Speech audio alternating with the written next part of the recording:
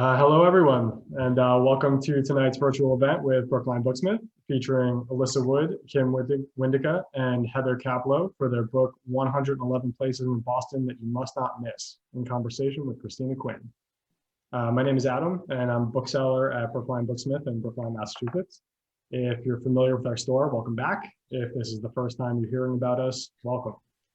We're very happy to have you all join our community this evening, and we appreciate your support of all our authors tonight and an independent bookstore through your purchases and attendance. So thank you so much. The chat and question box are open, so feel free to make use of those.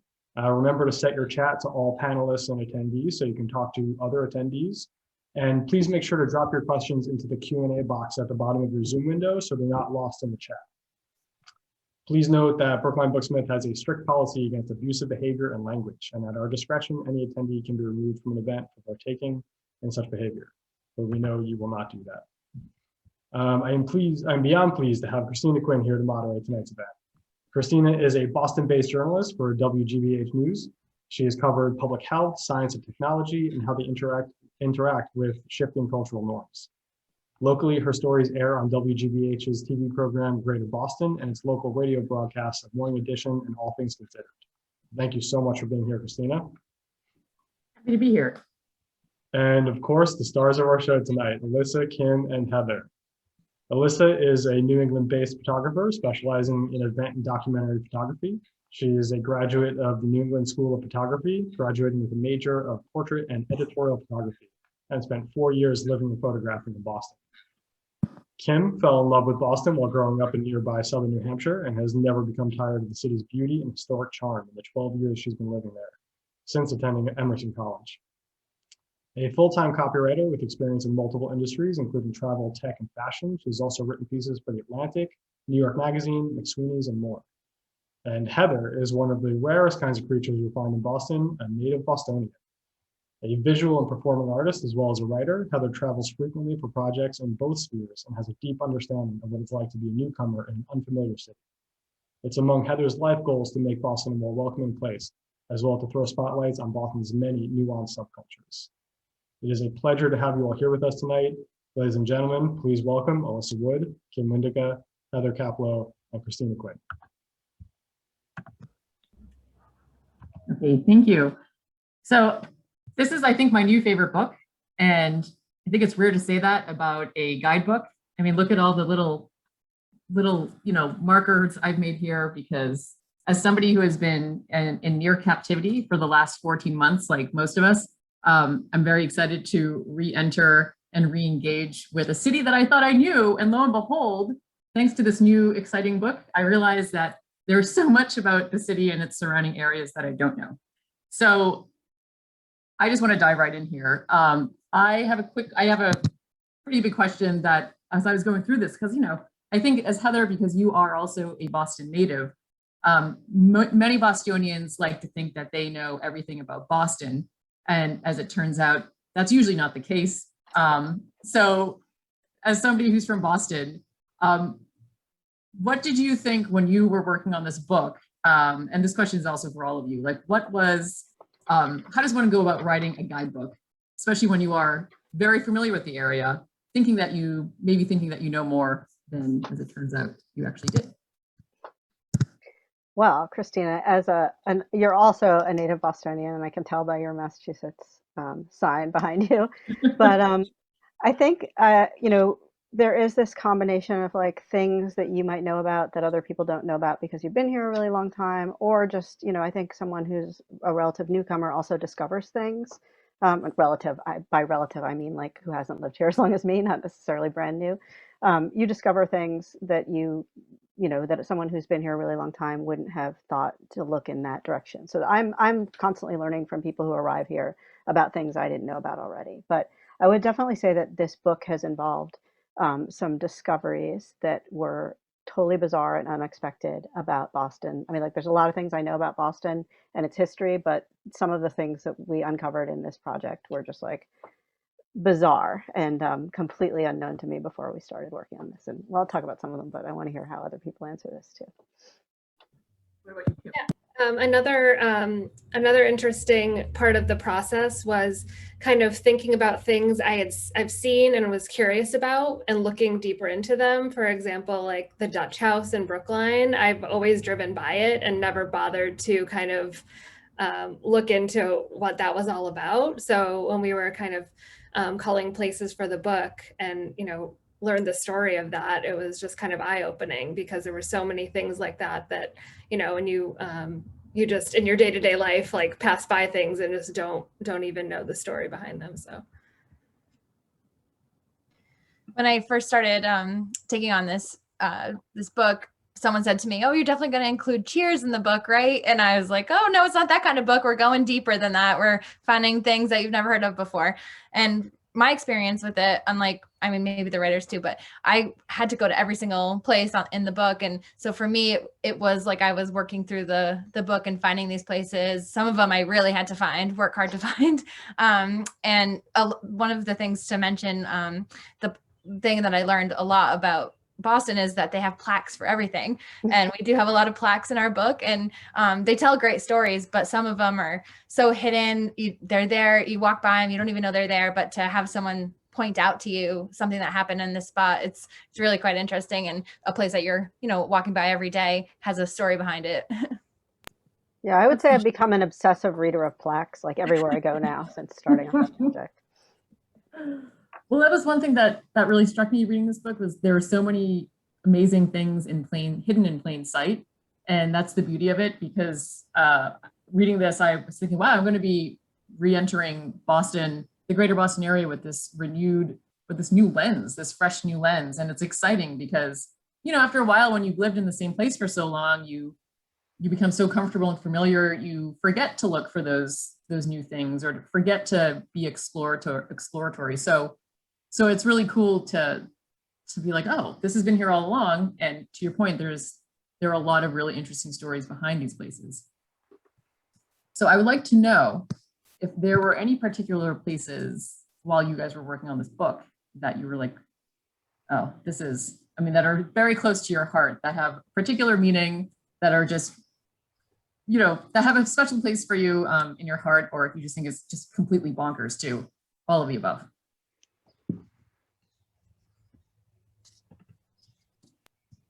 Kim, you want to go first with one, and then I'll jump in? Sure. So I had a few of them, but I would say one is actually the Lars Anderson Auto Museum. And I know, Cristina, you mentioned you had your wedding there, which is awesome. And I had attended Transporter Fest a few years ago there, which is a gathering of like VW vans. It was just an amazing sight to behold. And just even if you don't go inside, the exterior is amazing. And really the history, learning about it was awesome, was that it was, started by, it was the personal collection of two socialites that, they went on a car buying spree and would show off their collection to their friends and visitors on the weekends. And, I never knew any of that before researching for the book. So that one really, I had kind of had a connection to it originally, but just, again, never knew the entire story. So that was really cool.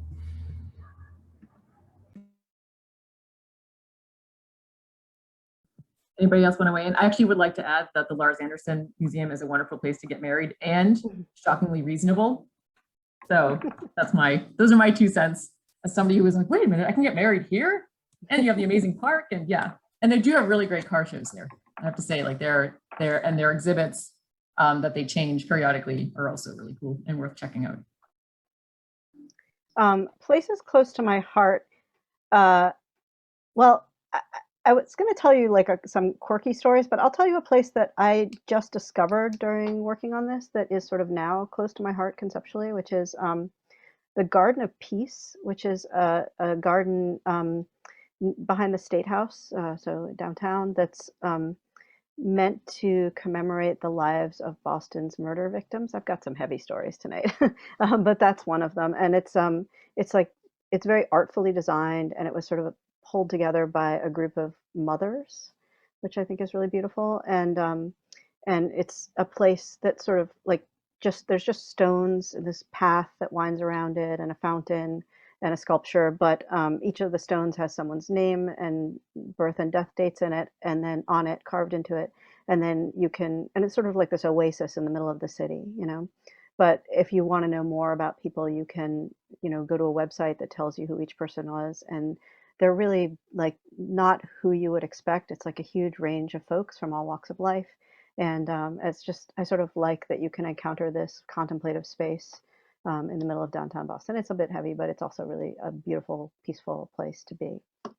So yeah, it's a little dear to my heart now that I found it.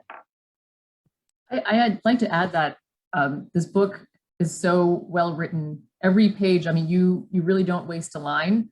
When I'm not laughing out loud at something really funny that you wrote to describe a certain place, I am struck by the very nuanced nature that you treat sensitive topics when you are, for example, writing about the Peace Garden. So I just really want to emphasize just how well written the guidebook is.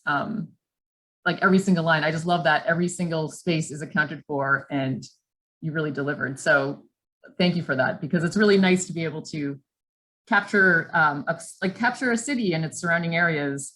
And it's not just, you know, zany places or, you know, this like really cool underground spot, that, you know, that there are a number of ways to represent the city and its history.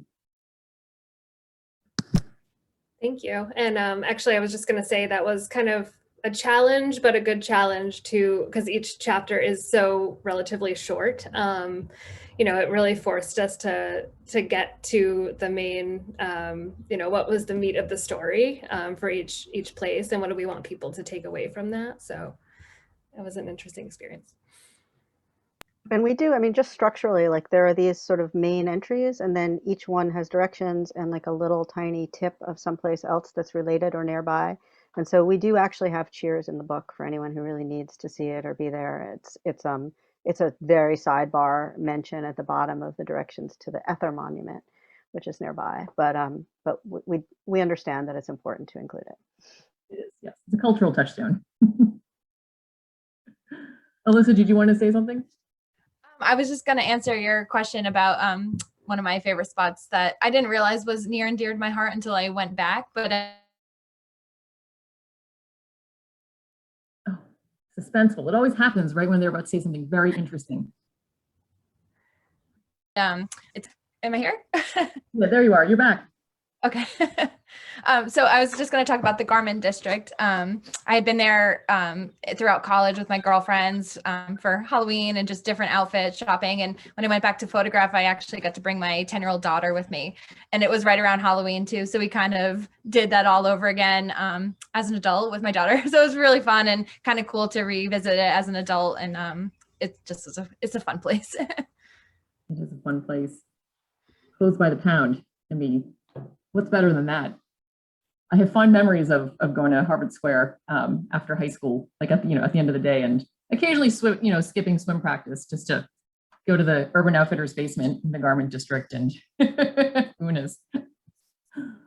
Well, we would actually, that said, somebody else had just asked this, I think it would be great to hear an excerpt from the book to really illustrate just how great the writing is. And Heather, I know you had mentioned that you wanted to read something. I don't know if Kim, if you wanted to as well. Yeah, I think we should both read a favorite or a. I just have to think which one is the favorite today. Vikings. You think? I'm torn between Vikings and the King Phillips War Memorial. I'll go with Vikings because it's more upbeat. And that is on page, it's chapter 39. Our book is organized in alphabetical order, which is really useful to me. So 39, fake Viking memorials. This is one of those things that I had no idea about. It was a revelation to me in this process. The chapter heading is Fake Viking Memorials, Remembering What Never Was. In the 1870s, some wealthy and powerful people in the Boston area were collectively struck with Viking fever. The origin of this strange disease seems to be a Viking-obsessed popular musician who went by the moniker Ole Bull, which should have been a tip-off that he might not be totally on the up and up. Ole Bull, whose real name at birth was Ole Boreneman Bull, was a class, so his real name is Ole Bull, which is bizarre, was a classical violinist originally from Norway. He was a Norwegian nationalist at the time when Norway was working on becoming independent from Sweden. And he was a firm believer in an unsubstantiated theory set forth by Danish scholar Carl Christian Raffen that the legendary Vinland of the Viking sagas was actually New England. Bull stayed with the venerable Henry Wadsworth Longfellow while visiting Boston and managed to convince him and over 50 other prominent Boston citizens, including the president of Harvard at the time, that the city needed to raise funds and erect a sculptural tribute to Norse explorer Leif Erikson. The basic theory was that around 1000 AD, Erikson traveled across New England, known as Norumbega in Norwegian lore, sailed up the Charles River, and lived for a time in Cambridge. Another major proponent of this theory was Eben Norton Horsford, Harvard professor of chemistry, amateur archaeologist, and baking soda magnate due to his ability to apply chemistry-based principles to industry. He helped underwrite much of the Massachusetts memorabilia associated with this Norse mythology. There are markers of this false history all the way up into Maine, but in Boston, you can find a statue of Leif Erikson on the Commonwealth Avenue Mall, a plaque in Cambridge where his house supposedly once stood, and many Norse designs carved into bridges along the Charles River that celebrate this completely fabricated story. Horsford also built a tower in Weston, Mass, honoring Norumbega, and also in Western Mass, in Berkeley, it's possible to see Viking markings on Dighton Rock, which is also part of this mythology.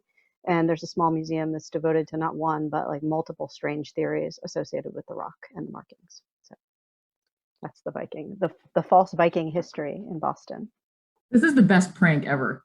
I mean, this is one for the books, and clearly it is. And it is now in a book. And thank you for that. I kept reading this and kept laughing. Get over how, I mean, that's impressive. I mean, philanthropy often lends itself well. And in this particular case, well, the joke was on certain folks here. So was that just one of those things that kept in, like, when you just kept digging and digging, you were like, what? I didn't believe it at first. I was just like, this is just somebody's like bizarre interpretation of this statue. And then I went and looked at it.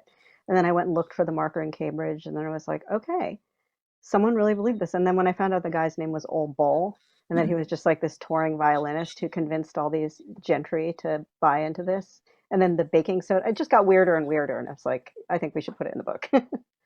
So that's a question I have too. I mean, there must have been many rabbit holes that you went down during the process of this. And at what point did you have to stop yourself? I mean, did it get to a point where you kept digging and digging? You're like, oh my goodness, how did you sort of rein it in? Because like you said, everything is condensed into one page. Yeah, I mean, I guess a lot of it was really trying to strike a balance of different places to include too. So it was, we wanted to, I feel like that took the almost as much time as the actual writing of the chapters, was to make sure that we kind of represented every type of place, like parks to restaurants. And so I think that was definitely a major consideration, because we wanted to give people a really thorough overview of different places in the city. Was it difficult to really, that process sounds very challenging to me. I mean, the title is 111 places in Boston that you must not miss. At one point where there are 211 places, 311 places, like how do you whittle it down? And how did you, I guess striking that balance, that must have been challenging. Was it just a matter of, was there an algorithm involved? How did you figure it out? I mean, there were some places that we would have loved to include in the book that we had to take out. I mean, there's two levels of this. One is the COVID level. So, a lot of this focuses on small businesses, and they all struggled during this time. And we would often call people and say, can you be sure that you're going to be open again by, spring 2021? And if they couldn't, we sometimes had to take them out, even though we'd already sort of moved them into the manuscript. But there was also things like I love the Harvard Square Theater. But the Brattle Theater, but we already had the Coolidge Corner Theater as an independent theater. And then we had a lot of other things in Harvard Square. So we had to choose, to make those choices. And the choice in that case was too many things in Harvard Square already, so. And another kind of COVID issue was a lot of the places that, were staying open decided it was a good time with everything shut down to do like construction and renovation with, no promises on when that would be done. So we had to kind of take that into consideration. So it's like a lot of moving parts as far as that goes. It also made your job challenging, Alyssa. And that was something that I kept thinking about when I was looking through this. I was like, how did you take all these really amazing photos when most of these places were closed or shut down, or, the city was essentially, sort of shut down for over a year? Well, it was definitely a collaboration with the business owners, working with them to let me in, even if they weren't letting other people in, or some of the museums letting me in. The ancient crypt at the Old North Church, they weren't doing their tours at the time of the crypt, but they still let me come in because I was by myself, masked up. They left me down there alone in the basement. Very scary stuff. But it was really working with them to figure out ways to make the photos happen. You're freezing up on us. Am I frozen again? No, you're back. You're back on the grid. Sorry. My internet keeps going in and out. I apologize. So something like music venues that we absolutely could not get a photo of a live music event. We were hoping for them to submit something for us that we could use alongside of an outside building shot that I could take, just to kind of make sure that it looked like what we were telling the story about. One of the photos that I took was of Porch Fest, and obviously that was canceled and was virtual events. And I actually kind of staged the photo a little bit with my band family members and had them go onto a back porch and set up music instruments, drums, everything. They actually played, so it was all real. Just I was the only audience, and just kind of try to make the photos feel like real life was happening when it wasn't. So it was kind of tricky, but we figured it out. Their photos in here are really, really beautiful. And did you want to share? I know that you have some that didn't make it into the book that are also really compelling and, also, illuminate the beauty of our city. And yeah, I can share a few photos, and I'll start with one of the shots of the Porch Fest that I took since I just mentioned it. Let me just do a quick screen share for you. So this photo is a wider shot of the photo that made it into the book. So you could see more of the setup that we had going on out here. And it was a really cold, blustery day, but they all did it for me. I think living with a photographer, going through photo school and everything like that, my family's kind of used to just popping up for a photo, and they're used to my crazy ideas and are always game for whatever I'm asking, which is nice. And it is what Porch Fest looks like. It's like, but you know what I mean? It is an accurate portrayal. Exactly. I was talking about. This is the King Phillips War Memorial photo. It's not the one that's in the book, but another option that I had shot. And I know Heather had mentioned it earlier, but it was a great time to shoot in places like the Commons and the Boston Gardens because there weren't that many people around. There's not oftentimes you get a photo like this in a beautiful fall day with nobody in it. And so that was maybe a positive of the pandemic. I don't know. One other quick one to share is this is one of the plaque photos, obviously not a plaque, but this is the Houdini bridge. So he jumped off of this bridge, and there's a plaque on the top there that you can find and read about it. And I like this photo, even though it doesn't really tell the story we were looking for, because if you Google the event that Houdini did, there's this photo, but back then with all these people on the bridge and Houdini actually jumping off of it, that was in the Globe. And so when I look at this, it just makes me feel like I was standing in that spot when it happened all those years ago, which really was fun to do with a lot of the historical photos that I was able to take. That is cool. You were like time traveling. Exactly. I definitely felt like that. It was really, really fun. I think I have one other one of the crypt. Oh, nope, I don't. Okay. Well, unscreen share for now, and I can always come back and talk about other ones as we need. The crypt one, actually, there's an excerpt in that really made me laugh specifically.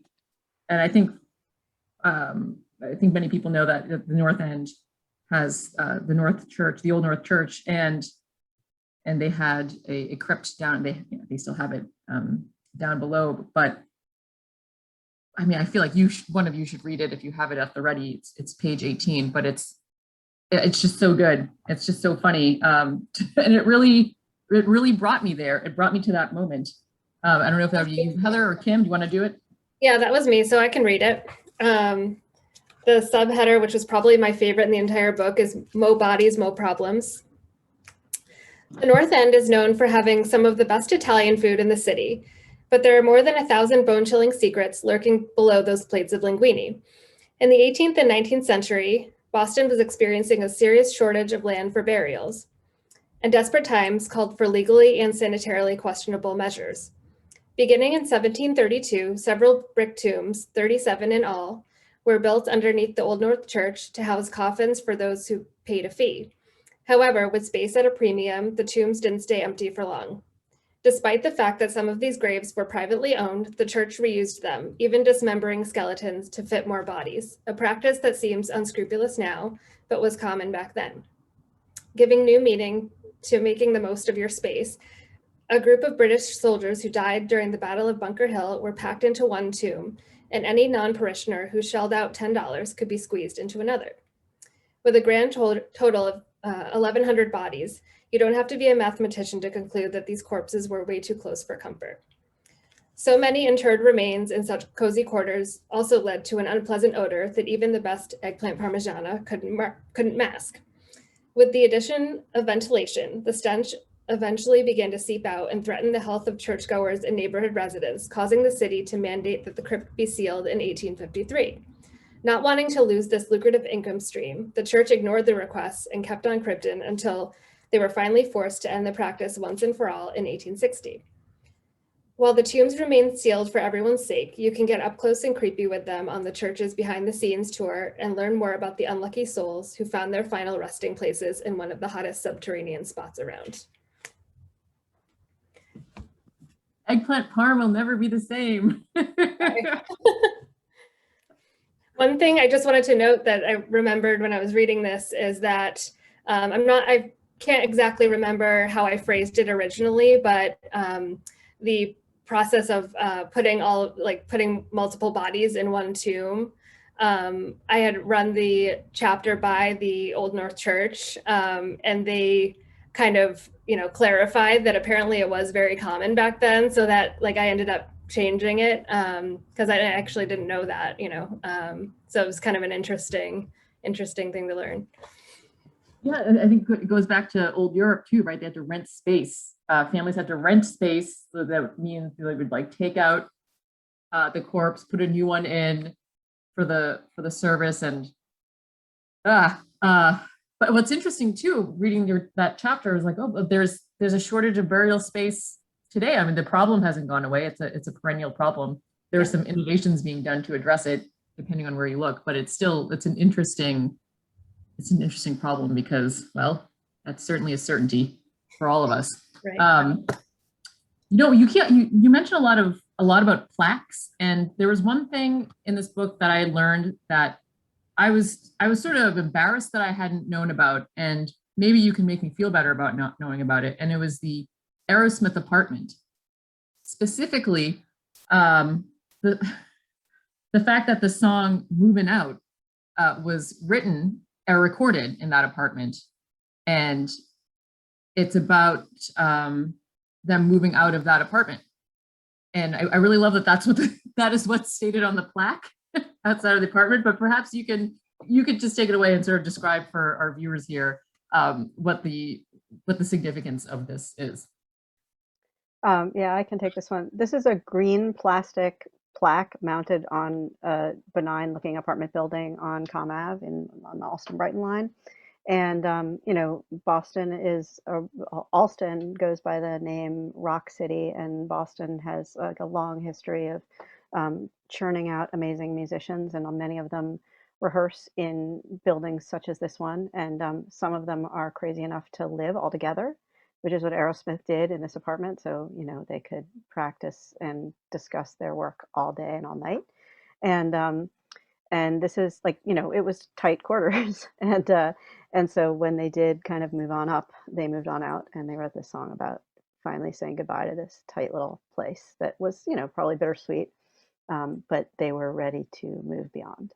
And you can go visit it if you're an Aerosmith fan, or want to get a better picture of like the rock and roll culture of Boston. That's a great place to start, and then you're within spitting distance of a bunch of rock clubs that will be open again someday soon, very soon, like 2 weeks.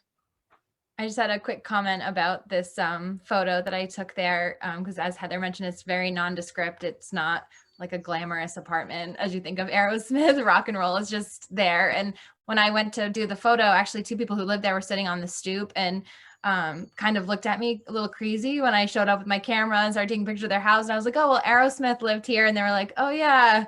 So they barely even knew that that was a thing too. So don't feel too bad. I think there are a couple of details in the chapter that are too good not to share, and it was the fact that it had been recorded while they were on a waterbed because their roadie worked for a waterbed company, and which I also thought was, then I thought like Aerosmith on a waterbed, and there was, whoa, like what's happening, this like cognitive dissonance, and then there was another element, oh my goodness, it just escaped my mind, but it was such a wonderful detail. It was the waterbed, and I guess I can't find it, but the fact that they performed this song for the first time at a high school, which is a really fun fact. And do you have any idea where the high school was? I don't remember. I did find it when I was researching, but this piece was written quite a while ago, so it was like an early draft. But I would say that there is something really charming about thinking of this sort of like best known, biggest rock band out of Boston, scooched together, recording on a waterbed and playing high schools. I just wanted to create that image for people, that the scale, at the time was human. Yeah, they started out small too. They were scrappy, hungry rockers, and you can hear it. And actually, I ended up bringing that song up today. I played it a lot more while working on this than I had in because now it has this greater significance. And I was listening to it, I'm like, they're growling. Like Steven Tyler he sounds, and I was trying to do the math, I'm like, he sounds older than his years in this song. It's cool. So that was really fun. Do you have a question about sort of whittling things down, and that, I know we sort of touched on it, but you had mentioned like this particular chapter, you had written a while ago. What was the process? How long did the whole thing take? Well, overall, I think this was about 3 years, right, from when this all started. The bulk of the writing did take place last year. I think we started in probably around January, so like very little was done before the pandemic in terms of writing. But that was, this is the first book I've worked on, and just, I'm used to doing articles with like quick turnaround. So this was completely night and day in terms of how long everything took. And again, as I mentioned before, a lot of it was kind of figuring out how many of each place to include, and making sure everything was going to be there when the book was released, and since we were working on such a long timeline. Yeah, I feel like we wrote it a couple times. Like I feel like we wrote a sort of proposal draft version, which was like 50%, because these aren't long chapters, so it would be like 3 paragraphs instead of 5 or whatever. So we wrote one whole version of it, and then we like shuffled things around and wrote another whole version of it. And then we, the highest up level of the editorial Eamon's program was, went through again and said, we want less shops and more gardens, or, there was just like the balance needed to be, and there's not enough things in this neighborhood. And so then we wrote it again, and then we wrote parts of it again, and then COVID happened and we had to write it again. But this one stayed because, the building stayed, and so it was an early one. And it hasn't gone out of business, and you can go there no matter what the weather or masking conditions. So it's been a stable one, and it has a strong, understandable tie to Boston that everyone can relate to. So, but yeah, it was. I feel like we wrote this book 3 times. Well, it's rigorous. It was rigorous, yes, and well worth it, I'd say. There was also, there are a lot of delicious places that you write about. There are places, one place that I've never been to before, and it's perfect right now for our times, is the Speakeasy, called the Back Bar in Somerville's Union Square. And as we enter the roaring 20s of this century, maybe, it seems, I mean, how apt to perhaps re-enter society by visiting a speakeasy. How did you find this place? I remember going there like the first month or so they were open, and I think it was like a social media thing, or a friend of a friend was talking about it, and I was just like, I have been by there like 10 times in the last week. I used to live in that neighborhood. I've never seen anything in that spot. So I kind of went to see for myself. And it had that whole experience that you have where you like open the door and you're like, this is the wrong place. And then you're like, I'm just gonna open one more door. You know, it has all of everything you want in a speakeasy. Um, and then actually they have just reopened. They've been closed like the entire, you know, we were sort of not sure for a while whether they would be able to stay in the book, and they are open again. And go get a cocktail now. Yeah, their drinking looks phenomenal. Yeah, I And actually have a funny back bar story as well. So that's kind of my go-to also when people are visiting me, because it's as you said, Heather, it's like the quintessential speakeasy experience. Except one time, for whatever reason, because you know it's down an alley and through a hallway, but they had the door propped open, and it said like in a huge like sign, it said back bar with like an arrow. And so I got there with my friend and I'm like, okay, well, this is, you know, kind of anticlimactic because this takes away the whole, you know, secret experience. I don't know why they have a sign today, but it was kind of funny. and we actually had a couple of speakeasies in the book, and one closed. So and then I think there's another one still in it, right? Maybe as a tip. I'm not sure. Yeah, we had Bogey's Place, which is the back room of JM Curley. It's like a steak. Yeah, that's what I was thinking. That's still there, and Yeah. it's still in the book as a tip, I think, right? Yeah. And you also went into there was a soul food place that, and you Daryl. actually you gave the warning that the following excerpt will make you drool or make your mouth water, and it did, and it was really bizarre reading that and then experiencing it. It was just, there was a very meta nature to it all. We tried to do a little sensory stuff here, like we have you visit where the molasses flood happened, but at the time that we were working on this, the plaque was gone. I think it's back up now. But we were suggesting that you bring some molasses with you because it's a really distinct smell, and it's easier to picture this experience of like the entire neighborhood completely flooded while you're smelling it, I think. Right, So. you're right. It's a very strong smell, and just the idea of it being so saturated. Yeah, that's a really good idea. That was another plaque photo for me that was like, where's this plaque? And I walked around there for probably an hour and couldn't find the plaque, and finally just took some pictures of the neighborhood, and then later emailed Heather and Kim, and they were like, oh, it might be under construction. And so we found out that they took it down. And so I actually did buy a container of molasses and thought maybe I could get creative with like a photo of molasses dripping somewhere, but I was by myself, so it didn't really work out and didn't make it in the book.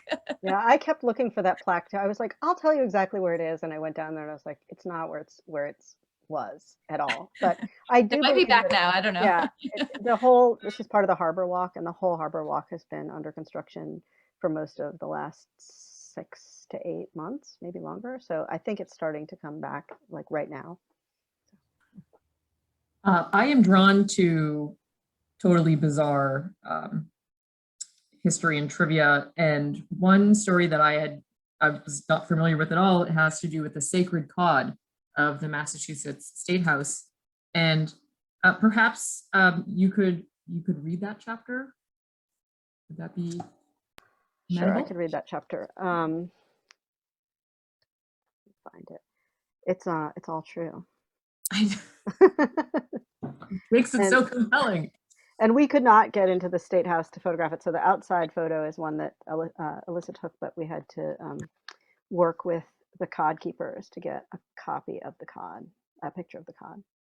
So this is chapter 94, Sacred Cod. Thank Cod for Small Favors is the subheader. This is probably the most bizarre artifact in Boston. It's not so much that it's a hyper-realistic, almost 5-foot-long codfish hanging in the House chamber in the Massachusetts Senate House, though that is pretty weird, right? But it's there to make sure that public servants never forget the critical importance of cod fishery. The current cod, which has been the official cod since 1784, once had to be moved from one part of the State House to another, and it was wrapped in an American flag and carried like a coffin by House messengers and escorted by the state's sergeant-at-arms while making this short journey, a method decided upon by House vote after the three-member committee on the history of the emblem of the codfish presented the recommendation. This cod replaces a similar cod that is believed to have been stolen and destroyed in 1773 by a British trooper during the siege of Boston. It had in turn replaced the original cod, which perished when the original State House burned down in 1747. The origin of this cod is unknown. But what is known is that the codfish is deeply important to the state of Massachusetts. Cod fishing was the first colonial industry and supposedly the first export. From a symbolic perspective, according to, and this is like a book title, A History of the Emblem of the Codfish in the Hall of the House of Representatives, that was compiled by the House Committee to decide about the cod's transit within the State House in 1895, the cod represents the state. It commemorates democracy. It celebrates the rise of free institutions. It emphasizes progress. It epitomizes Massachusetts. The cod made national headlines when it was codnapped in 1933 by members of the Harvard Lampoon, which we write about in chapter 56. They smuggled their prize out of the building disguised in an oversized box of flowers. The police then dragged the Charles River searching for it before it was ultimately returned. Again, an amazing prank for the ages. And I love the sober pageantry with which this sacred cod has been treated. And so this is special. So thank you for bringing this to our attention. You are both very funny women. You're both really good writers. And I am curious to know what it was like working together and writing together. I think it went amazingly, especially considering we did not know each other before beginning this project.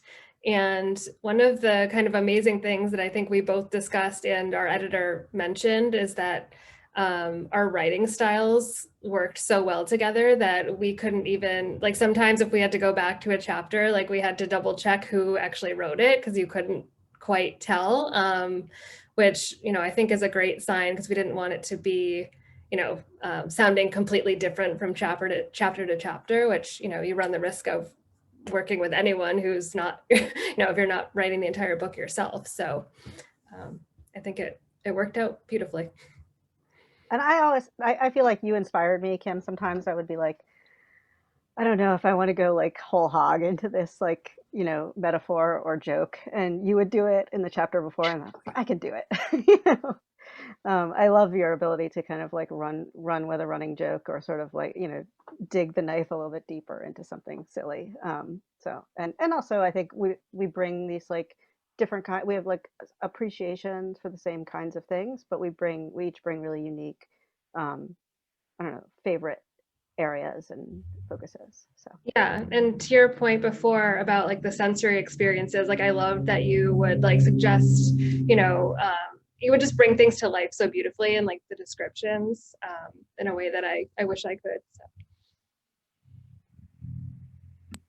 I also like the idea of just carrying around a bottle of molasses, just in case. you never know when that's going to come in handy. In case you end up in the North End and you're like, hey, you know, I'm gonna take a stroll down memory lane here. We shouldn't make light of it though, because that was like no, actually, really it was a very, very tragic horrific event. Like you're absolutely right. It was a very tragic event. But it is, you can't. It's, you know, it's hard to like not. Yeah. Right. I mean, it's just the content of, you know, what molasses is just, it's an odd thing. There are a number of shops in here that, I mean, I haven't been to as well. And to me, they seem very, very appealing. And I was just curious to know, like, how were you, again, I know it goes back to the process, but I mean, there are a lot of gems in Boston and in the surrounding area. Was that particularly challenging in terms of just like, oh, go to like focusing on this shop? And I think we tried to have a mix of like, you know, clothing, vintage, spices, cheeses. We wanted to have something that, was for any, I don't know.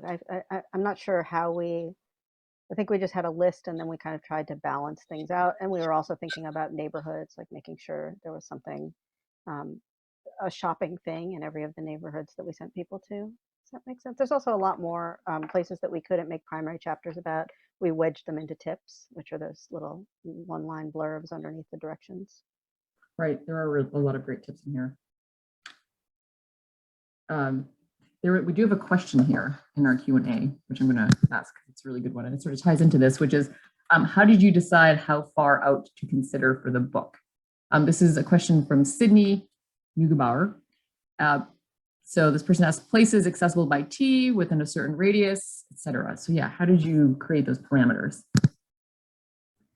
Yeah, public transportation accessibility was a huge factor, and I think in terms of the entire 111 Places series, they really try and center all the places around that so people can get to them easily. We do have, some that you can get to on the commuter rail, like I think Singing Beach. I'm trying to remember some of the other ones, but even if it's not the T, we tried to definitely make it accessible by bus or the commuter rail. So.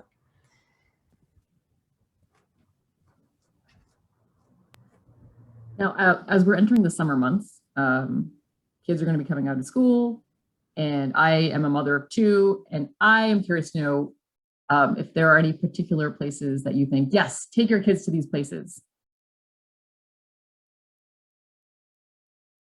I have a couple of photos I can show you that I pulled specifically for this question that I thought were good kid-friendly locations.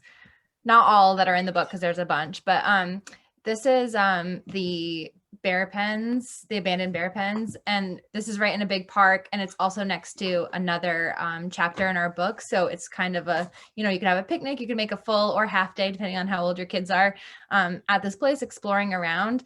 And so just across the park is the Overlook shelter ruins, which has a bunch of different areas to look at and kind of explore. And there's also a plaque there so you can read about what was going on there. And it's just kind of a fun, free, outdoor place to walk around and take your kids to. So I thought that was a good one for the kids. I pulled the Coolidge Corner Theater just because I love this photo. And it's a little interesting. If you look closely, you can see on the chairs, there's like these orange ropes around some of the chairs. I think that's for COVID reasons. They were kind of separating out like where you can sit, but I think it's sort of like a sneaky sign of the times in there. But obviously great for kids. And lastly, I pulled just this photo from the Saco Bowl. This photo didn't make it into the book. We actually have a photo of all the lanes, which is really nice shot as well. But I personally really like this one. It has so much going on. It has the bowling trophies at the top and all the shoes, and it just feels like so vintage and I don't know, fun. And it's a great place for kids too. And pizza. And pizza, really good pizza. That is a great place. I also want to mention just briefly Martin's Park, which was named for Martin Richard, the victim of the marathon bombing. And it's just this like gorgeous park near the seaport area that, I believe you can, there's just like all these really cool activities for kids there. So you can easily spend the day, and it's close to the Children's Museum too, which, and the Hood milk bottle, which is in our book. So yeah. It is a beautiful park. It's unique and it's really cool. And the ship and everything. Yeah, two more. Well, we have kind of divided. There's two kinds of activities in this book. Some are that are like, if you're here for the day, do this. You're here for the week, do this. And some are kind of like, you just moved here to, teach at one of the universities, and you've got 4 kids, and what are you going to do on the weekends? So some of the things, like we have the Esch Circus Arts Training Center in Somerville. So you could like really sign your kids up for some circus camp if you wanted to. And then there's a couple of things that were like one-off things, but you really have to be here on the right day, like the Coit Observatory at BU. on Wednesday nights is open to the public, and you can register online and bring your kids up there and look through giant telescopes and hear about planets. And it's different every time you go because the planets are in different places. And then I think I recommend the Taza Chocolate Factory tour, but not for your kids because they'll bounce off the walls afterwards. But anyone else's kids. For everybody else. It's pretty strong chocolate. Well, that's what's great about this book, is that there's something for everybody, and that there's something for people who really did just arrive. There's definitely, Boston has its rightful place in history. So there's there's definitely inclusion of the perfunctory Boston history, which, we all should know, that pertains to the Revolutionary War, and a lot of that is captured on the Freedom Trail. But then from that space, you do sort of, there are offshoots and little paths that you wander down, and it's really cool to learn about that. And the history is just as significant, if not more. But I do love that there is something for tourists, but there's definitely a lot here for locals. And I think as we're re-entering society at large and leaving our zip codes and crossing town and city lines, it's really cool to know that you can be a tourist right here, in your own area, which is really cool. Is there anything else that you wanted to share in terms of favorite spots, or spots that you think? I think every place in here, obviously there are places that you must not miss, but any favorites for yourselves? I'm a huge vintage clothing junkie, so both 40 South Street, which is our first chapter, and the SOA Vintage Market are near and dear to my heart. I definitely go shopping at those places way too much, so those are my favorites. Good tip. I really like, there's a group that does a lot of different things, and they're in our book twice because they have one roving thing and one stable thing, but they're called Dorchester Art Projects, and they are a great reason to get yourself all the way out on the Red Line to Dorchester.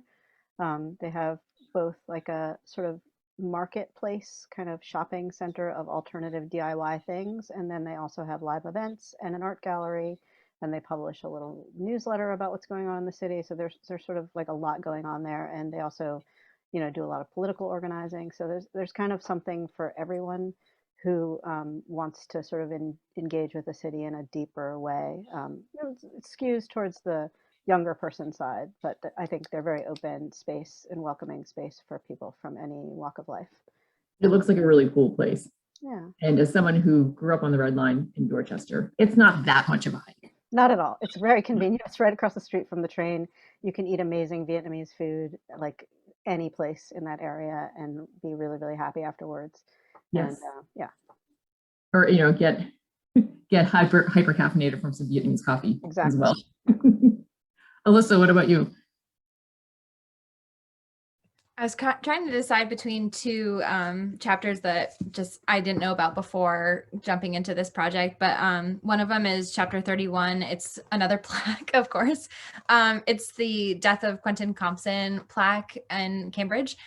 This one also gave me a little bit of trouble to find because the plaque's smaller than a brick, and it's very, very hard to find. I won't give any secrets because it's part of the fun.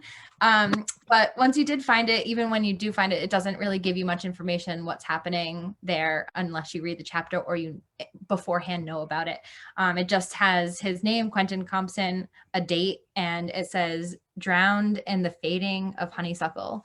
And it's just so mysterious to me and random. And if you happen to stumble upon this in some way, you still wouldn't even know what you were looking at, which I just find so intriguing. It is intriguing. I didn't know about it either until I read this book, and it felt like another wonderful, I don't want to say prank, because there's definitely, I understand why someone would want to go ahead and put that there. But I think one of the takeaways for me reading that chapter was the level of commitment to preserving it is really impressive. Yeah, I kind of got a vision of the people who first put it there kind of coming back even in older age, out of college years, just kind of still being like, oh, look what we did. Look where we put that. So I don't know, I just kind of find that funny. Yeah, It's really cool. They left their mark. Well, I mean, I think you can see that I've got my, I think I have a booked summer ahead of me. So thank you. And I hope everyone goes out and gets their books, because this is really, you can't miss these 111 places in Boston. So thanks so much for writing it. It's a really amazing book. Thanks for talking with us about it.